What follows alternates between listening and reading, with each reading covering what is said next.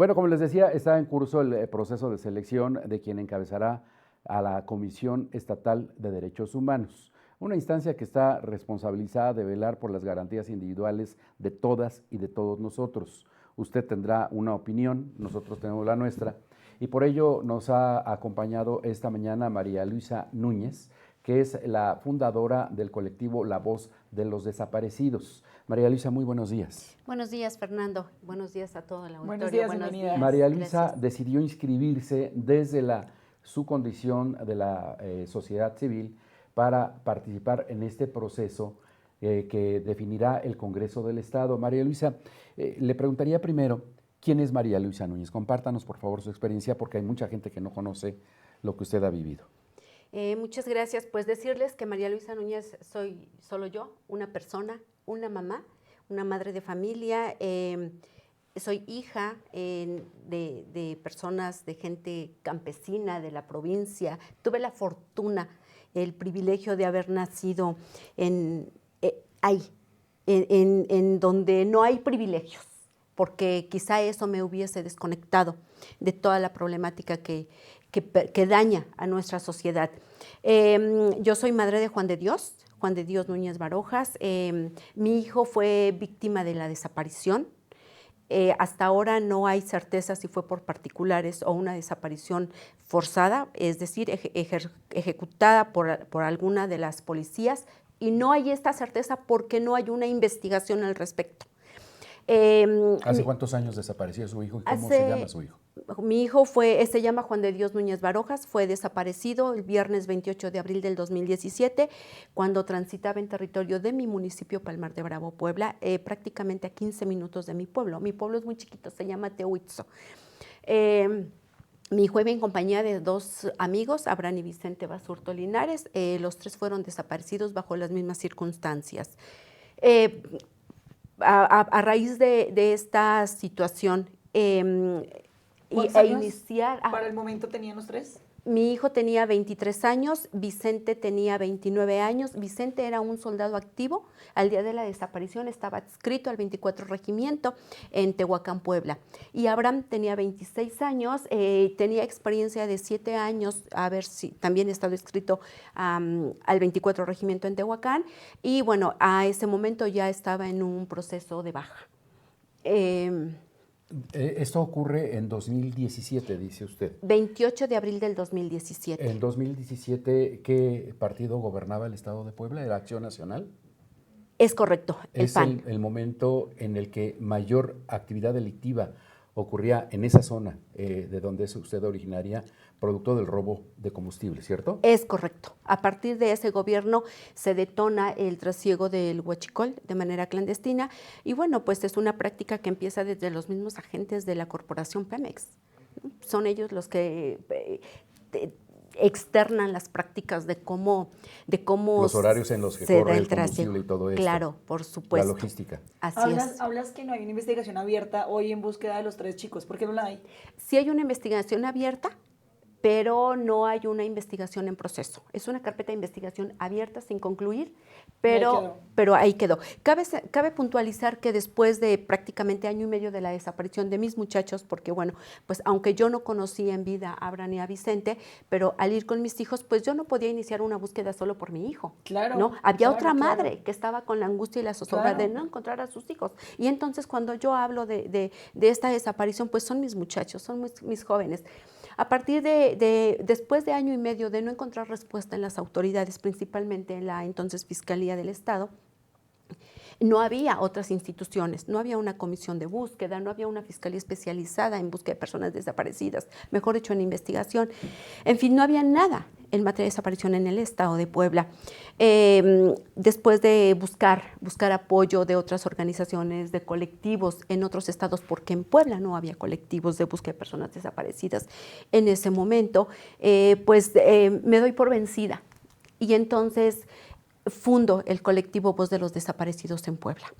En este colectivo inicialmente nos acompañamos la mamá de Abraham y Vicente y yo, y me doy al mismo tiempo a la tarea de de contactar a otros familiares que estaban viviendo en Puebla la misma situación. Y así fue como realizamos una primera manifestación pacífica frente a Fiscalía el 30 de agosto del 2018. O sea, el colectivo llega prácticamente después de año y medio de la desaparición de mis muchachos ante la omisión, inacción y falta de respuesta de la entonces Fiscalía del Estado. Vamos a hablar de la política pública en materia de búsqueda de víctimas. Pero me gustaría mucho, nos interesa saber cómo se procesa un duelo de esta naturaleza, María Luisa, cómo se vive este trance que el destino le pone a usted y a su familia, la desaparición de un hijo. Es muy difícil, en realidad es muy difícil todavía, cabe señalar que yo encontré a mi hijo, encontré a mis muchachos. ¿En serio? Sí, los encontré, me fueron entregados sus restos óseos. Yo iba a preguntar eso porque dijiste no conocí en vida y te iba a preguntar qué te hace pensar que no siguen vivos, pero ahora ya entiendo, o sea, sí. Ya te los entregaron, sus restos. Yo los encontré, literalmente yo los encontré, porque en este estado quienes realmente investigan y quienes realmente buscan y encuentran somos las familias. Sí, sí. Yo encontré a mis muchachos, yo le dije a Fiscalía, porque ahí sí ya ocupaba de la intervención de las instituciones, yo le dije a Fiscalía, aquí está mi hijo. ¿Y cómo sabías? Mi propia investigación. Una madre, ¿cómo procesamos? Me pregunta Fernando, ¿cómo procesamos todo esto? Muy difícil, pero en las familias, en las personas y en mí misma, considero que lo hemos enfrentado o afrontado de una manera muy digna, muy resiliente. A pesar de todo, del dolor que siempre permanece, está ahí porque creo yo que nunca se va a ir, pero lo hacemos de verdad de una manera muy honorable, muy digna. ¿Encontraste el resto de los tres? A los tres, encontré a los tres. Y yo, ¿en el municipio? En el municipio de Junto, Quecholac. Y llega a Fiscalía y ahora sí confirma que son los restos de tus muchachos. Es correcto. Yo le dije a Fiscalía, aquí están mis hijos, necesito que vayamos a hacer la diligencia, aquí están. Y para entonces, pero en este proceso de que yo encuentro a mis muchachos, estoy hablando de que los recuperamos hace 2 años, 8 meses. O sea, después de 5 años. A los 5 años prácticamente. De estar desaparecidos. Es correcto. 5 años en que las instituciones no lograron conseguir nada. Es correcto, así es.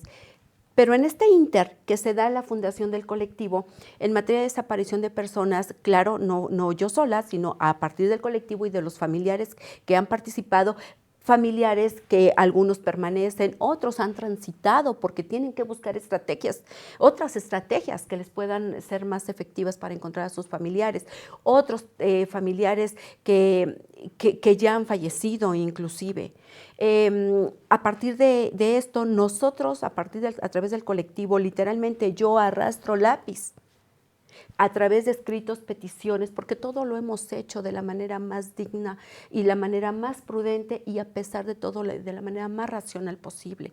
Todo por escrito, todo formal, todo con respeto, de la mejor manera posible que ha estado en nuestras manos.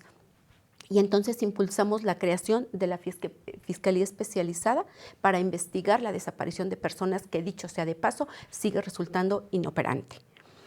María Luisa, resulta imposible de creer que a estas alturas del siglo XXI haya gente que desaparezca, como si fueran pues abductados o ¿qué está pasando en este país?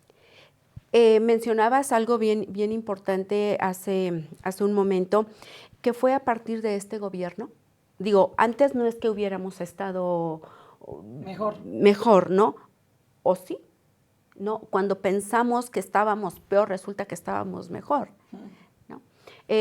A partir de este gobierno que se empieza a detonar el trasiego del huachicol, digo, y que de repente se da esto de criminalizar a la sociedad, Y supongo que, por supuesto, que hay responsabilidad, ¿no? Por supuesto, no me aparto de ello, pero también si este detonante del trasiego del huachicol se da a partir de las mismas instituciones del Estado, si esta delincuencia organizada se gesta desde las instituciones del Estado, te puedo decir, digo, lamentablemente, pues los testigos que lo vieron jamás van a poner de por medio su vida, ¿no? Pero ¿cómo llegas tú a saber que son ellos? En mi propia investigación, es una investigación que yo traía desde el primer día de la desaparición. 5 años buscándolos. 5 años. Justo antes de que María Luisa, usted entrara a este foro, Gilberto de Intolerancia Diario nos daba un recuento de del número de personas, es curioso, que llaman no localizadas, 700 y tantas. ¿Debe ser un consuelo esto? No, claro que no. Debe de ser me parece que para mí es un insulto, porque no son personas no localizadas. Y todavía me parece un insulto que a estas alturas, y a pesar de que la bola de nieve ya es incontenible, se siga queriendo tapar el sol con un dedo. En Puebla hay por lo menos 3,000 personas desaparecidas. Por supuesto, siempre van a contrastar con las cifras oficialistas. Es importante, y si analizamos esa nota, no dice a qué periodo son esas disque 800 personas no localizadas. En este momento yo puedo estar no localizada para un familiar, ¿no? Pero no soy víctima de la desaparición de personas. Ese es algo muy importante. Dentro del trabajo que se no localizadas y desaparecidas son completamente diferentes. Totalmente diferente. Totalmente diferente. Claro, y entonces ese es el entrampamiento. Justo en la legislatura 60, cuando después de 45 días de haber permanecido en un plantón afuera del Congreso, después de un año de tener congelada esta iniciativa de ley en materia de desaparición de personas en Puebla, ese era uno de los conflictos. Decíamos, es que no podemos seguir jugando con el entrampamiento de las palabras. A las cosas se les debe de decir por su nombre. Sí. Y el delito es la desaparición de personas. No localizadas no es un delito. El delito es la desaparición de personas, y eso es lo que nos atraviesa. Eso es lo que adolece a más de 115,000 familias en todo el país, y sí por lo menos 3,000, aunque esas cifras, por supuesto, contrastan, insisto, con las oficialistas. ¿Estas 3,000 personas las ha contabilizado el colectivo Voz de los Desaparecidos? Es correcto. Además, si lo analizamos, vemos que estas cifras del Estado, de la Comisión de Búsqueda, contrastan con el Registro Nacional de Personas Desaparecidas. Y María Luisa ahora está compitiendo por la presidencia de la Comisión de Derechos Humanos. Es correcto. ¿Confía en el proceso que lleva a cabo el Congreso del Estado? Quiero confiar. En las últimas 2 legislaturas no nos ha ido muy bien. En la 60, después de 45 días que permanecimos en un plantón afuera del Congreso, se aprobó por fin una ley a regañadientes y con regateos, y el 30 de agosto de este año, esta legislatura 61 aprueba la ley de declaración especial de ausencia, que también ha sido por necesidad y el poder identificar las otras problemáticas y necesidades que vienen aparejadas a la desaparición de personas, otras necesidades de los sobrevivientes de la desaparición, de los familiares, de las víctimas indirectas, como nos llama la ley. Y entonces yo quiero confiar en este proceso. ¿Le entusiasma, le estimula que haya un número importante de asociaciones civiles, colectivos y activistas que han apoyado su postulación? Por supuesto, me entusiasma, estoy profundamente agradecida con todos ellos, y yo les puedo decir definitivamente este proceso, la lucha que me acompaña, ya ganó. Con el solo hecho de haber postulado. Es correcto. El diagnóstico política para cuidar los derechos humanos de las poblanas y de los poblanos, ¿cuál es? Justo esa es la inquietud de haber tomado la decisión de aplicar para la convocatoria. Sabemos que lamentablemente, y más allá de lo que se diga desde el oficialismo, desde el oficialismo, sabemos que triste y lamentablemente los últimos 2 periodos la Comisión de Derechos Humanos no funciona para lo que fue creada. Ha sido una comisión que se ha mantenido opaca, que se ha mantenido sometida y callada. Nosotros, te lo decía, estuvimos en un plantón hace 3 años, 45 días afuera del Congreso. La Comisión de Derechos Humanos jamás se acercó a nosotros. Yo hoy creo que la Comisión de Derechos Humanos no basta que se diga que tiene que ser una comisión cercana. Estábamos a una cuadra de la Comisión de Derechos Humanos durante 45 días. ¿Y no recibieron a ningún visitador? Jamás, jamás llegó nadie, jamás. Hemos sufrido agresiones. Yo he sufrido agresiones en la búsqueda de mis muchachos, en esta lucha con que me acompaño con otras familias, y la Comisión de Derechos Humanos ha brillado, por supuesto, sí, por su ausencia. He padecido agresiones. Digo, yo sé que si voy en la primera línea de la batalla, pues es uno de los riesgos. Sí, estoy consciente de ello. Pero pues justamente porque he sido de las personas que ha estado en la primera línea de la batalla y que ha sufrido de manera directa los embates de las violaciones a los derechos humanos, de la omisión, de la opacidad, del sometimiento en el que han puesto a esta Comisión de Derechos Humanos, es importante que podamos luchar y buscar la manera de hacer todo lo posible para lograr un mayor bien y más universal. ¿Qué etapa viene ahora en el proceso de selección, María Luisa? La comparecencia, el día de hoy a las 9 de la mañana iniciaron las comparecencias. Yo estaré realizando mi comparecencia a las 5 de la tarde. Hombre, pues que haya mucha suerte, María Luisa. Gracias por venir a platicar su experiencia con nosotros. Y desde luego, pues esta es la casa de todos ustedes. Muchas gracias, y ya nos está yendo muy bien. Muchas gracias. Gracias, María Luisa, Hemos por estar encontrado aquí. a desaparecidos y seguiremos en la lucha. Gracias, María Luisa, de verdad. Buen Gracias. día.